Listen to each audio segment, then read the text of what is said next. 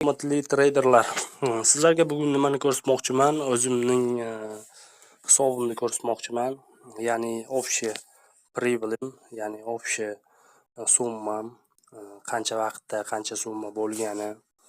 Bu qandaydir sizlarga tushuntirsam omad yoki nima emas. To'g'ri, ozroq harakat qildim. Minus ham bo'ldi, plus ham bo'ldi, to'g'risi. Hozir общий приbilimni ko'rsataman, торговый profitni. Xullas kalom ko'ringizlar. Sizlar uchun qandaydir motivatsiya bo'lsin bu. Harakat qilingizlar, izlaningizlar. Iloji boricha plus qilishga harakat qilingizlar. Ko'rib turganingizdek, общий обороtim 80, ya'ni общий оборотni xo'p 1.600.000 deylik. Xo'p, торговый приbilim $85.800, $880 chiqdi, ya'ni общий за все время, ya'ni akkaunt ochilgandan beri.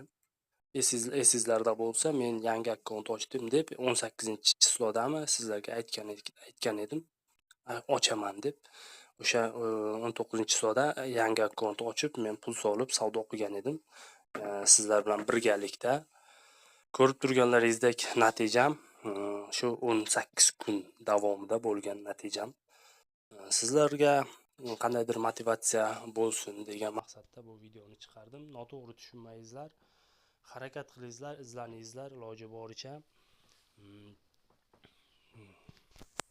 Yaxshi, xudo xolasa yaxshi natijaga erishasizlar sizlar ham. Hammaga sog'lik, salomatlik.